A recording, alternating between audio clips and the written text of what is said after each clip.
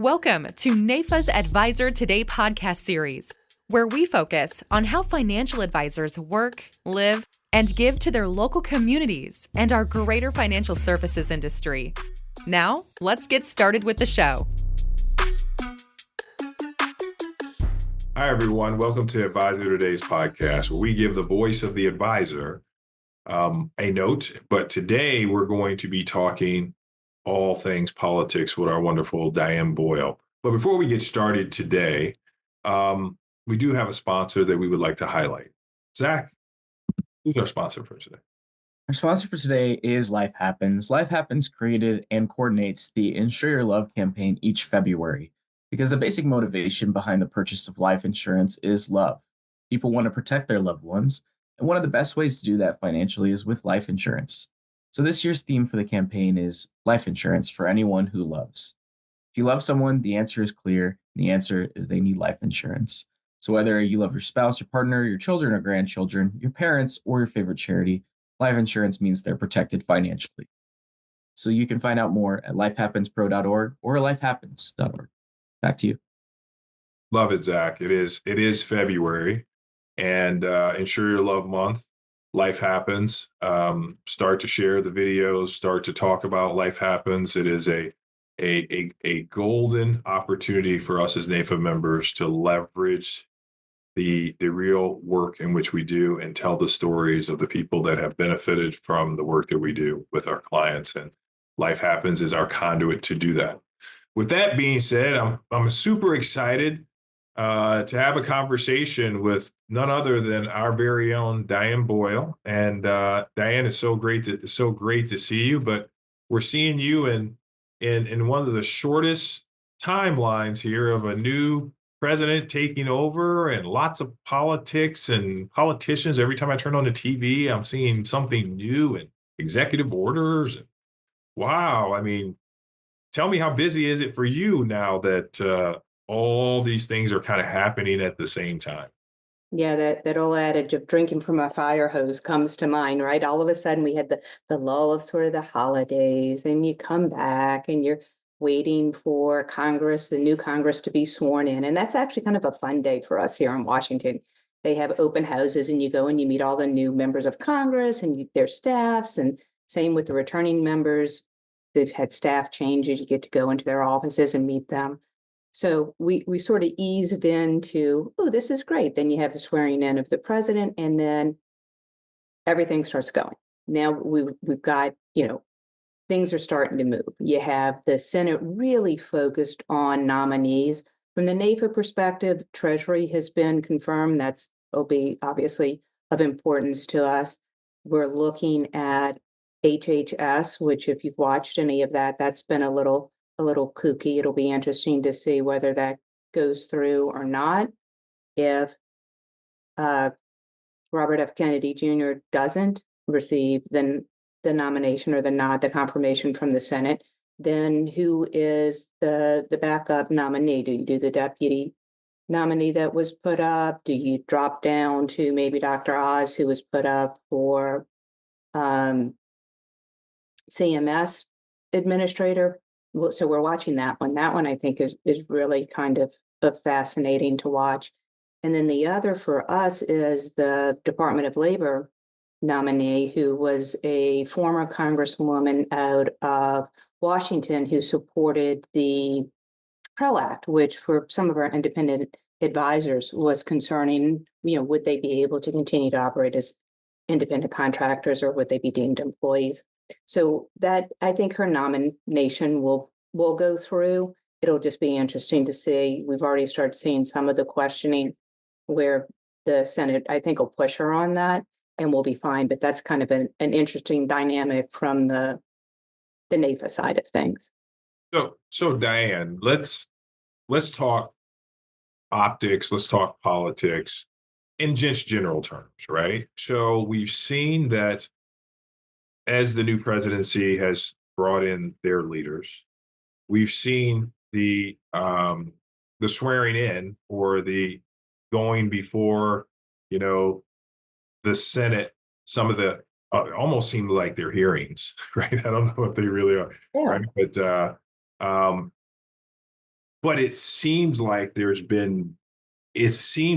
been more of an interrogation of some of these people. Is that because, so talk to us a little bit about the role, because I think has it always been that way, or are we watching some of the, let's call it, sound bites come out because of what social media is doing to the impression of politics? And can you talk a little bit about how that's playing out in the world in which we're seeing in politics now?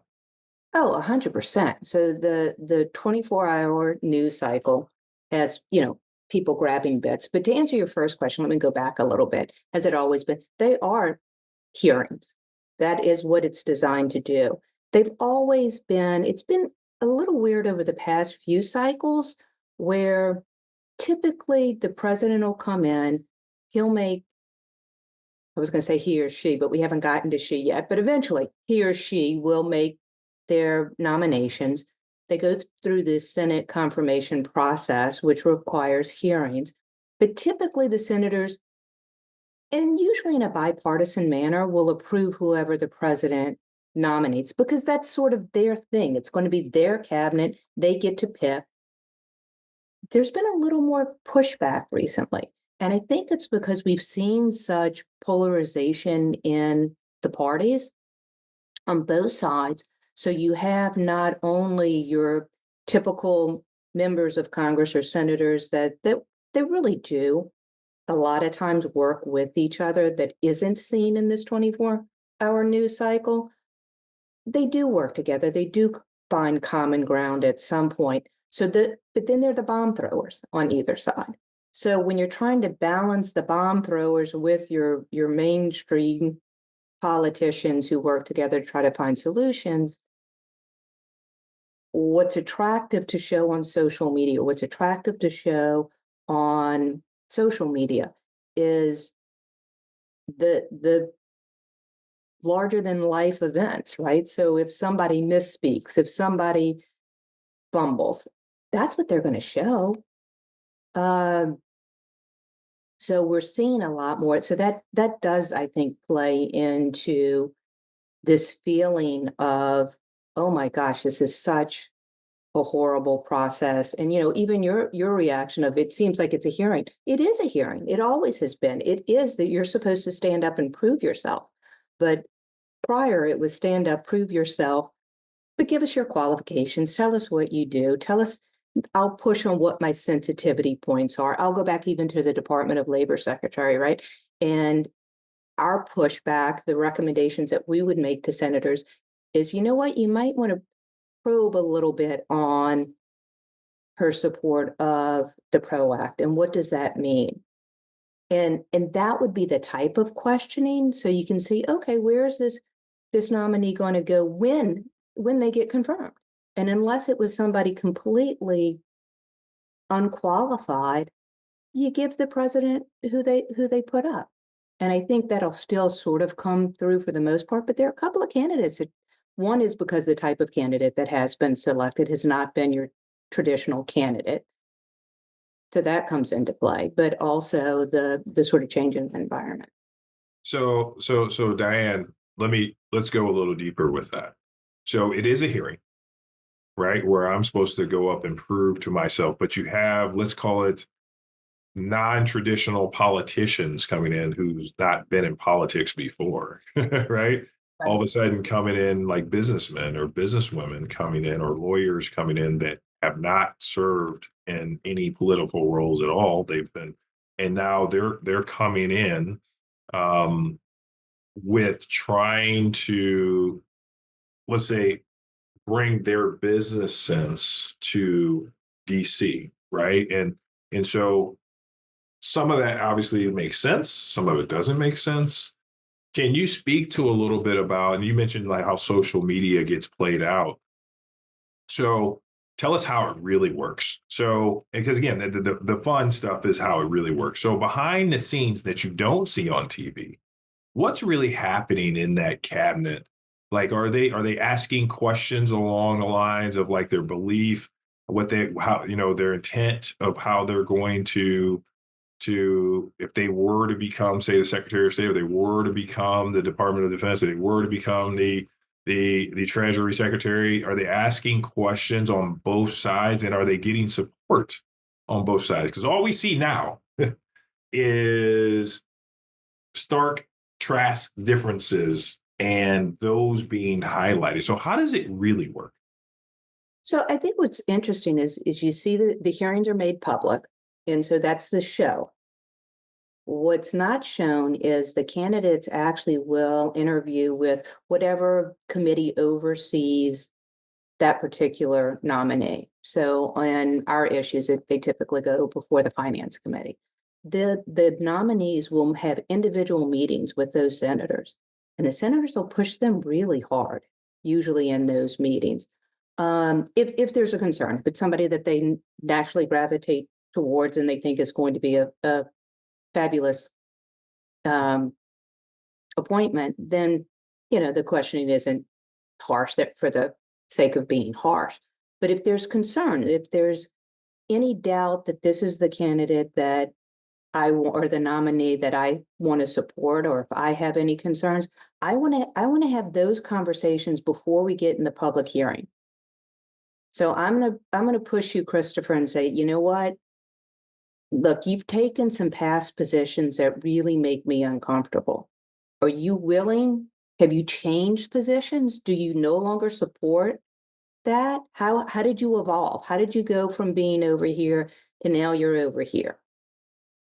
Tell me how you got there. Tell me that you're going to stay here if that's where I want you to be. And so those conversations happen one-on-one. And then you typically know when they get to that hearing point, then it's, I don't want to say softer questions, but almost rehearsed questions. The nominee has gotten to hear that, you know what, if we go back to Bobby Kennedy and Senator Cassidy, he knows Senator Cassidy is the doctor. Senator Cassidy has been very vocal about, I believe in, vaccinations, and you've taken positions that say that you don't. Tell me that you do. So then when it plays out in the hearing, he's able to say, yes, I'm not against all vaccines. I just had some questions with whatever. But what was fascinating on that one, and where I think the ones that you should watch, is when they won't change their position. When they've given the opportunity, you've had your one-on-one, you know what my concerns are. If you want to get my vote, you need to be able to reassure me. I'm going to set you up so that you can say, this is how my position has evolved.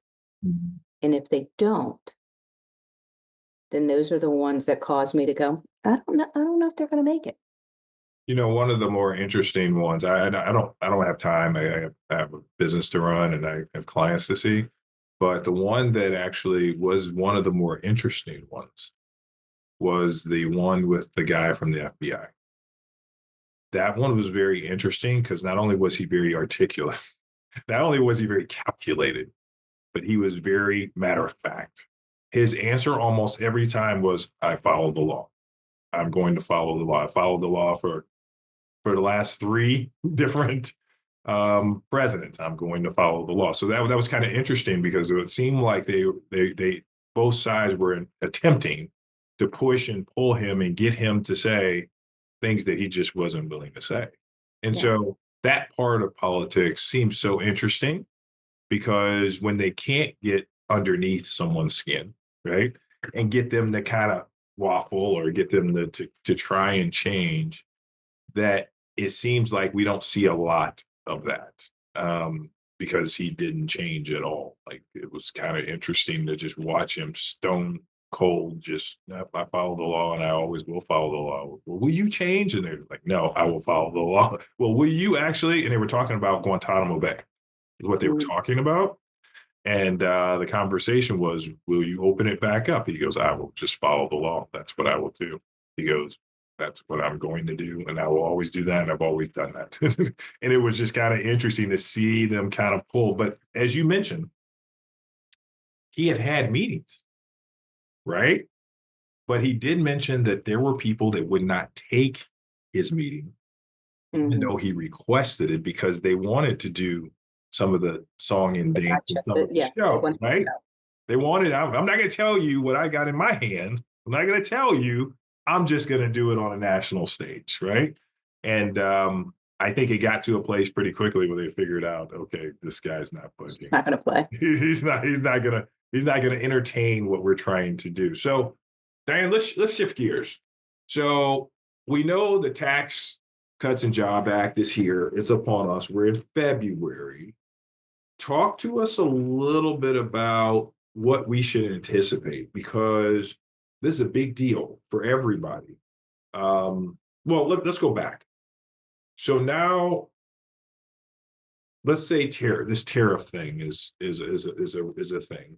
We'll talk about a couple different things. I just want your where you are and where NAIFA stands, and kind of what and people in the insurance and financial services industry should be thinking about.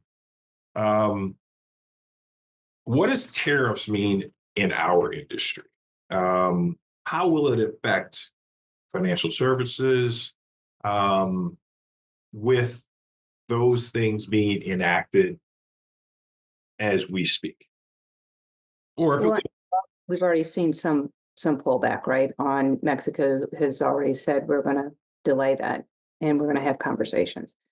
The tariffs is obviously of interest for the industry as a whole. It's going to impact the companies because the companies are playing internationally. For NAIFA membership, where we try to focus is more on some of the other issues that are going to come into play. And especially when you get to TCJA, I don't know that the tariffs are going to play there because he's doing that by executive order. When you look at the expiring tax provisions, what's really interesting there is that whenever you have the trifecta, you can use something called reconciliation, which means that it's a Republican-only play this time around because it's the Republicans that have the White House, the House, and the Senate majorities. The majority in the House, once Congresswoman Elise Stefanik accepts her nomination and she resigns, they're going to have a 1-seat margin. I don't know if you've gone to dinner with friends. Do you guys all agree on one meal? I mean, how difficult is it to get everyone to agree on something? Is everyone going to eat bread? Are we all going to eat bread and have it with butter? Or is some going to have bread and have no butter? Some going to have no bread. Some are going to have bread with olive oil. Getting everyone to agree, everyone, is a huge undertaking. And what I think people don't realize is when TCJA went into effect, it was the same scenario. You had a Republican sweep. The margins were better in the House than what they are now.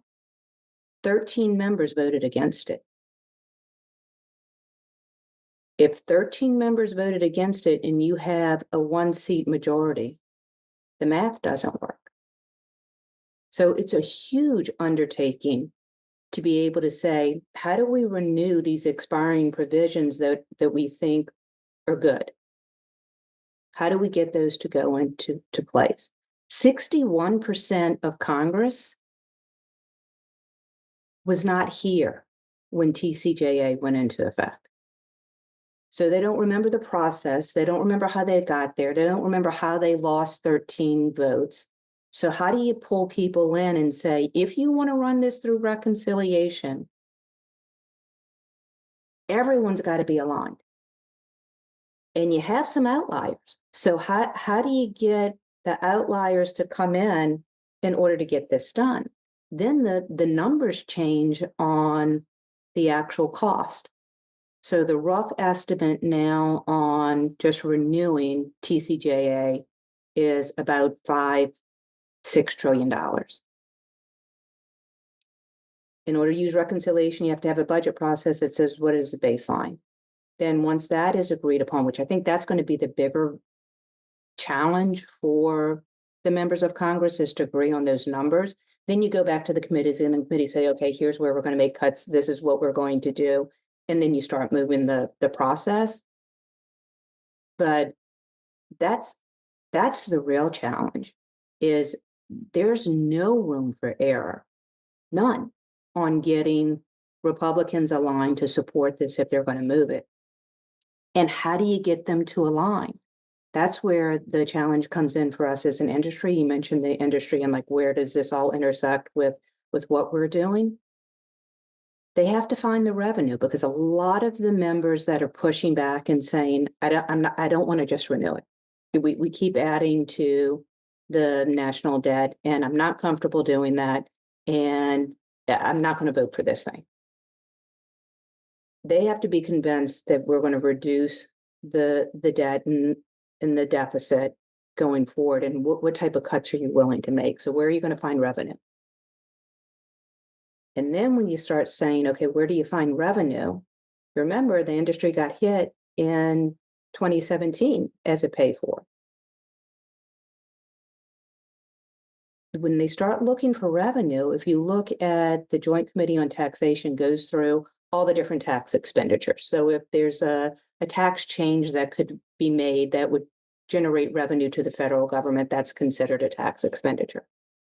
I think there's $6.6 trillion in our industry. So if you look at $5 or $6 trillion needed, and you look at our industry, now no one's saying in that, I don't want to scare people needlessly. You need to be a little bit scared, not a lot scared. They're not looking at wiping out the whole industry, but that's what they have to find. And if we have those numbers in our industry, they're going to look. And I think we've done a really good job. This is why we've been talking for years. TCJA is going to expire. They're going to need to pay for it. We need to make sure that people understand the good that our industry does. Why, when they look at those tax expenditures, they say, you know what, we don't want to make it more difficult for people to save for retirement. Okay. So now when they look at it, it's not just a number sign. It really is sound financial planning that's going to benefit their constituents, and it's going to benefit Congress and the government long term to make sure that the industry is strong. And that's the conversation that we kind of have to have and have been having. So I feel good-ish about that. But, you know, when your belly meets your backbone, where are you going to get the money? So Diane, let's I asked the question about tariffs. I'll go back there for a second. I guess if the definition of, because the people here will pay the expense, because I'm assuming the companies will pass on that 25, whatever it is, to the people. So then things become more expensive, which is the definition when goods become more expensive and there's not more money, is the definition of inflation. Okay. So all of a sudden we add inflation back to the mix, where we're trying to cut inflation, right? Which is kind of an oxymoron, right? By creating this, we may increase inflation, which makes it makes it tough. But people will have, how I relate it is that because it may cost $1.25 to buy that donut now versus $1, people will have less money to either live off of or to save, which then delays possibly the delays when they would actually be able to retire money that they could save. So in some respect, that it or the insurance that they can afford to protect their family, right? Because we've seen insurance rates go wacko jacko. I was my car, which is, Diane, I joke all the time that I drive a car right now. I've been driving for the last 12 years. I have 500,000 miles on it, which is kind of crazy right now. It's 505,000 right now. I could show it to you. And just not buying a new car. Because why? Because it's really expensive right now. And number two is, even though my car is 11 years old, some of the insurance rates, because of inflation and because the arbitrage and, insurance companies being able to make money, and they pulled out of other parts of the country. We've seen it in Florida. We're seeing it now in California. We're seeing some of the larger insurers pull out of certain places, so they have to pass the cost on to others. And so without having any accidents, that 10-year-old car with 500,000 miles on it, my insurance happens to go up by 23% in the last year. And I'm like, well, how is that possible? Right? That just, the logic doesn't make any sense, but it has to go somewhere. So So we've seen some changes subtly without us actually agreeing to it. That's kind of happening behind the scenes because of the industry. So I think people will have less money to actually do some of the planning that they need to do, but things are costing more. Like Mhm. my 500,000-mile car is going to cost more to drive it and put another 50,000 miles on it. It is what it is. But an industry that is interesting that's coming on the scene, why not? So if the insurance industry has, call it 6 billion as an opportunity, what does crypto have? Because that's an industry that's really interesting because when their initial tax job they cut out, that when that act came aboard, crypto wasn't as good looking as it is now, Mhm. right? It wasn't as attractive as it is now. It is common marketplace now that that's an industry that has kind of came out of nowhere, right? Really created some opportunity. And is that not an opportunity to start to tax or to create revenue for our country or for Congress? Yeah, that's interesting. And I'll have to go back and look and see how. So in two things. Well, I'll give you three things. The numbers and the math that applies in Congress doesn't really apply in the real world, which is really fun. Um, and what I mean by that is they're looking at certain entities. So the Joint Committee on Taxation produces numbers.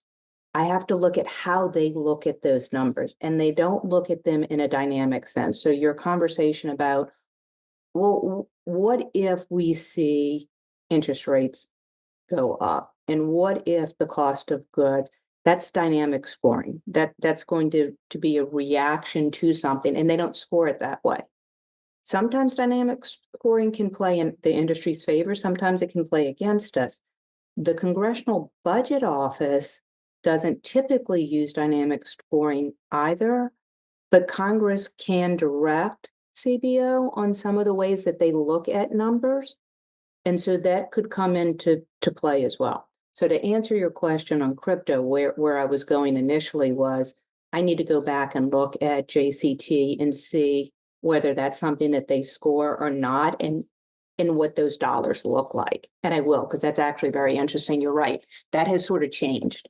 But I don't know if they look at that change as a dynamic scoring element, because is it going to change their, because I don't know what kind of voodoo they do with the math.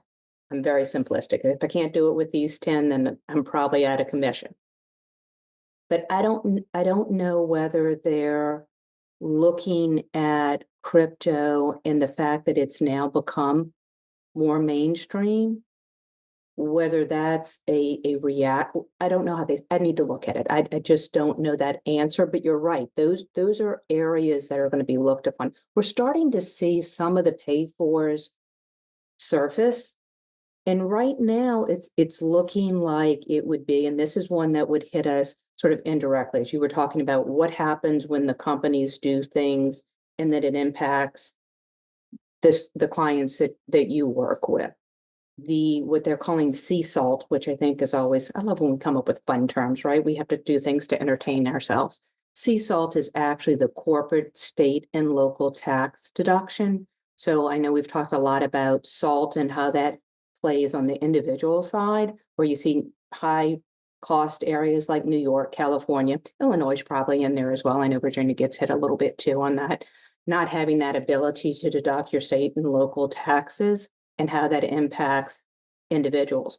What they're looking at now as a possible pay for is having the deduction for the corporations, their state and local taxes, to change those. And I think that'll impact obviously the companies, which to your point, if the companies are then putting together, how do they make a profit? How do they support their businesses? That's going to impact the cost of the products that they're producing. So that's something that actually is, I think, very real on the table that we need to watch really closely. The other thing is 501c3s and their ability, and it's really more directed at universities and some of the funding and the positions that the universities have taken, where they're looking at pulling back funds, that could impact not necessarily Christopher Gandy as an agent working with consumers, but it certainly could impact Christopher Gandy as a member of NAIFA if suddenly it changes nonprofits tax status, right? So we're looking at that more from an organizational standpoint, more so than how it would directly hit our members working with clients. But if you don't have NAIFA here to protect you, then eventually it's going to hit the clients too. So that's another one. But that's what we're waiting for, right? Is where do you come up with these pay-fors and how are they going to impact the industry? So Diane, I'm going to ask a question that perhaps you can give. I'm not the only person in NAIFA who may not know the answer to this. Okay. So again, this is probably 101 for you. This is probably 301 for some other people. And this is, some people have never asked this question. The question I have, and I'm asking on part of our constituents, which is our members, is what things have to go before Congress and what things can actually just be executive order? Because a lot of the things that I'm seeing in some of these executive orders, I'm like, that's a Congress thing. Like that, it just seems like that makes sense. And then what things what things should go? I mean, I guess you could ask the question, what should go and what shouldn't go, but what makes it so that an executive order can get it done versus it goes through the process of Congress? Is there specific things that I don't know the answer to? This is the reason why I'm asking. And perhaps there's other people listening to this that don't know the answer either. Like, how can he just keep signing executive orders like all day long, right? Or what role does Congress play in this, if any at all, right? Very little, right? So can you give that some color? Sure. So on the executive orders, what you're seeing and a lot, and specifically with relation to the tariffs, the way that the president is able to issue executive orders there is that he's claiming that it's an emergency because of the legal drugs and immigrants that are coming across the borders. And so he's able to use executive order for those reasons. There are other things that he's not allowed to issue an executive order on. There are some things where the administration will probably agree with my statement and say that they're pushing really hard. And so they're probably pushing the envelope on some issues. But that tends to be how President Trump rolls, is he's going to push hard. And then if he says, oh, I overstepped, okay, then push me back. Have the lawsuit go through. He's going to be aggressive in his approach. But by and large, when you're looking at the changes to the tax code, that's done through Congress. That there's a very specific way that has to be done, and that can't be done by executive order. And I don't think even with an aggressive approach on the administration to issue executive orders on things, that's not going to make it. And that I don't think there's anyone that would advise and say, yes, Mr. President, you go ahead and give that a shot. Let's see how far we can go, because that's not going to go very far at all. So I think on that, most of our issues typically stay within the realm of Congress and the regulatory agencies, which I think is going to be really interesting to see how that plays out too. There's a lot of changes that are being done to the regulatory agencies in general. There's a natural redoing or resetting of the regulatory agencies when you have a change in the administration. And on top of that, you have the Chevron court case that says, a lot of the power of putting together laws needs to be done by Congress and not defer to the regulatory agencies. So I think we're going to see sort of a pullback on the ability of the regulatory agencies to act as aggressively as they have in the past, which I think they probably were overstepping to a certain extent. We certainly felt like they were stepping into areas where they really didn't have authority. And so I think there's going to be some pullback there and just a lot of change. And so there's going to be a lot of uncertainty as how does this play out? So let's take, for example, one of our regulation bodies, the SEC, right? And I did notice that they moved crypto out of the SEC and moved it to being regulated by like the Department of like Trade or something. I mean, something crazy, right? But we're dealing with money. So I do think that the regulation that we are subject to now will look completely different going forward. Just simply because it's gotten more and more stringent, which has led to, if you look at the last 10 years, there's less agents in the business because of the regulation and because of the scrutiny that we're under and all the things. I'll give you an example of that is, if I happen to have an investment that say uh, my friends want to do or something, and I want to put in $5,000.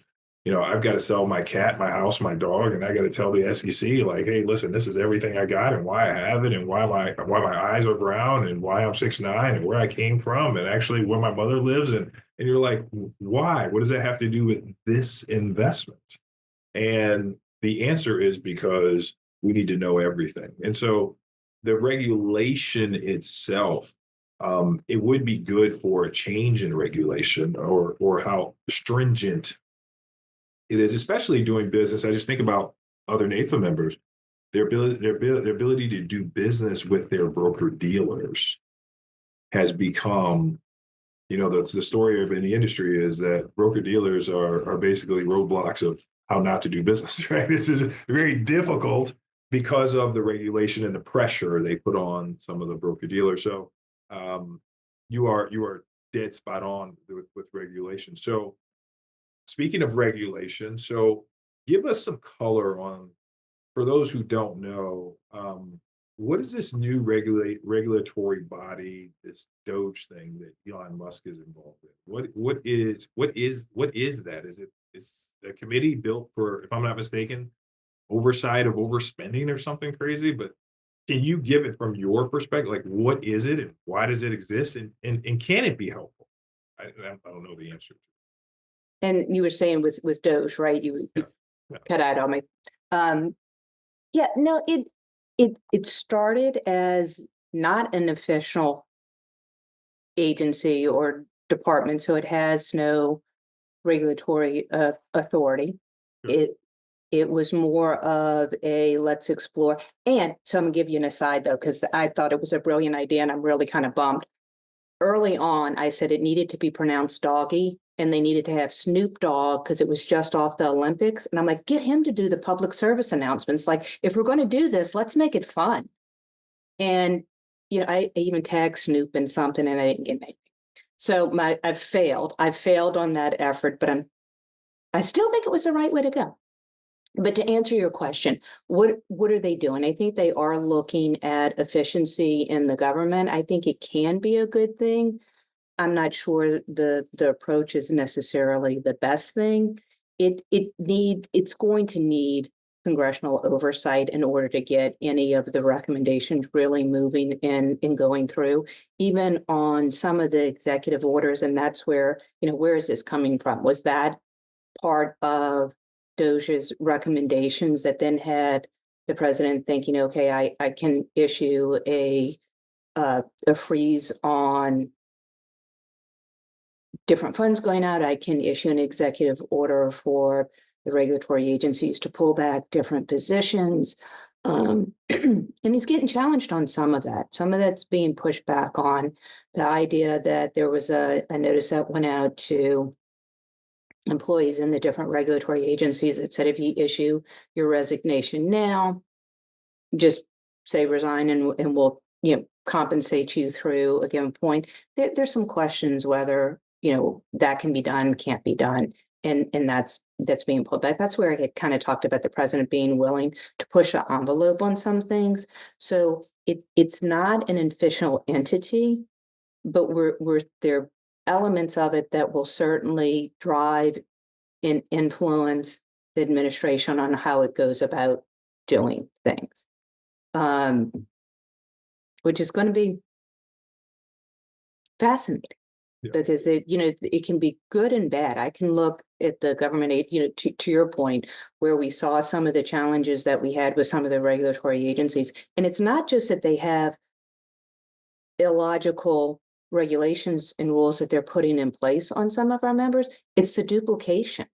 Right. And and duplication that may run counter to each other. So then you're sorting through, well, in order to be compliant here, I'm not compliant there. How do I reconcile the two regulations? And then, oh, by the way, our industry is heavily regulated by the states too. Let's pull that in and figure it all out. But it sounds good. And we're for smart regulation. We don't want to be an unregulated, wild, wild west industry. But it has to be smart regulation. And that's sort of where we're going. So from that aspect, I can say, okay, the agencies need to become more efficient. They need to be more logical. They need to be talking to each other so that we're not having all this duplicative regulations that are imposed on the industry that are overly burdensome without any real benefit. But then on the flip side, if you're coming in and saying, let's just blow this thing up, then where does the history and the understanding and the knowledge base come from? What are you putting in there to replace that? Always in any approach to change, I always go back to the old analogy, like you never tail down the old bridge until the new bridge is built. If you think it's rickety and it's old and it needs to come down, fine. Get this new bridge built and tell me how we're going to transition between the two. You just don't go from A to Z without some transition in between. And then transition is usually what gets us. Diane, I don't know why we don't have you on more. We need to have you on every 4 to 6 weeks. And the reason why is because I think, my opinion, it's just my opinion. Everybody can tap in on this, but the way in which you talk and discuss some of the important items, we as NAIFA members can get distracted by the other things that clickbait or these narratives where we forget about how this relates to us and our industry specifically, that allows for us to do what we do with the freedom that we can do it with and the ability to make a living doing it. There are other countries where our industry is gone because of the regulation and because of the insight. So those NAIFA members who aren't active, how do they get, so I'm going to close here in a minute, but how do people get active with their local people, their local Congress people, their senators? How do they get active? What do they do? What are some of the steps that they can do so that our voices are being heard around the country? Because we do have representatives and representation in every district and every state. Yeah, so it's a great question. And it's the answer is super easy, and it can be on whatever level you want, but you have to be involved. It's something that we like to call at NAIFA, the power of you, the power of us.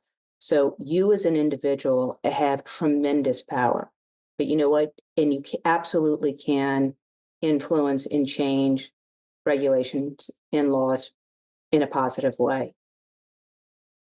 The downside of it is you can't do it alone. And that's the power of NAIFA, is because we're taking all of your individual stories, and you referenced the reach that we have in every congressional district. That's the ability to take all of those individual stories and present them to members of Congress who care about numbers and say, these are the people and these are the ways that we influence. So the way that you get involved, the way that you have your individual voice heard, is you've taken the first step if you're a NAIFA member. You need to be a NAIFA member. You need to make sure that you're watching for our state chapters all have state legislative days. Now, it depends on whether their state legislature is in session that year. Not all of them are having state legislative days this year. That gives you an opportunity to develop relationships with your state legislators. What's that? I'm counting. That's one easy thing for them to do. So get involved in state legislative. Legislative days. Watch for your state legislative day. Go. And go. 2. Become a NAIFA member. 3. Is congressional conference. You're going to want to come to Washington, D.C. You're going to meet your federal lawmakers that way. Yep. Number 3, I would say I'm is on 4 already. you went 4? I'm already on 4. Become a NAIFA member. Show up at the state. You become a NAIFA member. Show up at the state organization. Get involved, and then congressional conference. We're at 4.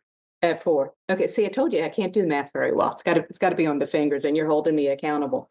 I'll throw out there the other thing. If you are a NAIFA member, you need to be contributing to IFA PAC. The reason that you do that is you're actually helping to elect candidates who understand or are willing to understand our industry, and that's going to matter when they come to Congress. So, and to the state legislatures, our PAC supports both state candidates as well as federal candidates. So that would be the 5th or 6th. I don't know. You put your fingers down. I don't know where we are anymore. We've got 5 good ones. But there are easy ways to get involved, and they really can be fun and super impactful. And if you can't make the legislative day, but you can come to Washington in May, do that. If you can't come to Washington in May, but you're available during August recess, we do in-district meetings. You can participate in those. Just watch and raise your hand to do this. Respond to the action alerts when they come out, because that will help show industry support or opposition to an initiative. It really is. It's up. You can pick your path, if you will, on how to influence, but the ability of our members to really tell those stories. And Christopher, you just sent in the real life story on long-term care. Those types of stories are what really make legislators understand why our industry is so important, so that when they are doing a search for revenue, that they're understanding our industry beyond just a dollar sign. Exactly. Diane, you are always the guru and knowledge that NAIFA members need, and they need to hear. We don't hear from you enough. We love to. We talked about some of the changes. One thing that's common, Diane, is we need to be prepared for change, right? And that the most common theme that I heard is optimism and change. So we got to be prepared for change, regardless of what's happening, around us, regardless of what's going on, and we have to have the ability to shift and be prepared. NAIFA Nation is listening. Is there any final words that you would like to share from your perspective? No, other than to get involved and to find a colleague and have them join. The more people that we can bring into our organization to speak with one voice, the louder that voice becomes. And that really does show the power of you, power of us. And that's what members of Congress and lawmakers across the country need to hear. No, Diane, I will never forget when I was asked to potentially testify about the DOL piece, and we were in one of the committees, one of the Senate meetings, Senate Finance Committee, yes.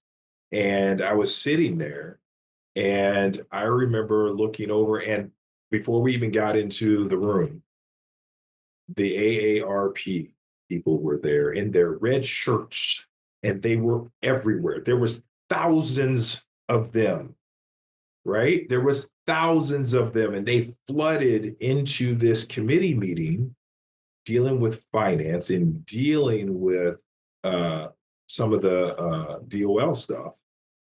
But it was one of us. It was me. I was there. And I was like, this is an open committee meeting. Most people don't know that, right? And it was an open committee meeting, but they showed up in red shirts, and they showed up so that when you looked on TV, you saw the red shirts behind them and big AARP behind them. And I was like, wow, right. And so without saying anything, they said a lot. That's right. And so we as NAIFA members, we have to do a better job at showing up, getting involved, and getting our voice heard, because we can't stay silent. We've got to have our voice heard, and we've got to do a better job at that. Diane, thank you so much for giving us the 5 things. It was only 5. You gave us 5 things that we need to be aware of. Really quickly, if we come to congressional conference, is there one thing that we should expect to either see or experience? Well, and I'm going to make a prediction here. The speaker has been pushing and trying to have all of this wrapped up on a very expedited timeline. My expectation is it's not going to be met. So I think it's going to slip. I think when you come in here in May, that we may have a budget resolution that has gone through or is going through. And I think you're going to have real opportunities to talk about what it is that you do for clients and how TCJA will know what some of those pay-fors being considered are, and to really push back if we need to, or say, hey, you know what? You've gotten this right, and this is a good thing. So you're going to need to be here. And when you talk about congressional conference, when you talk about memories of being on Capitol Hill and all of the people showing up, my best memory was getting in an elevator with one of the senators during congressional conference one year. And he looks at me, he goes, Jesus, Diane, your people are everywhere. And I'm like, that's right. Don't forget that. You know, Diane That's is why you need to be involved, because the minute that we're not everywhere is the minute that you get forgotten. right.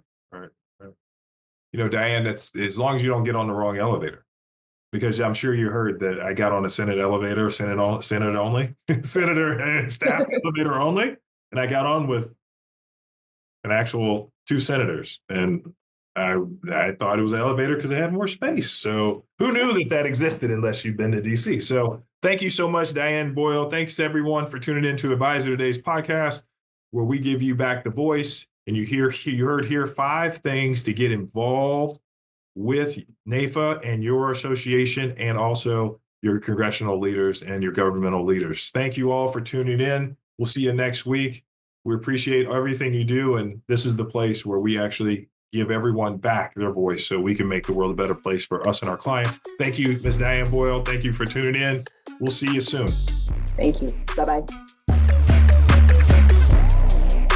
Thanks for joining us for NAIFA's Advisor Today podcast series.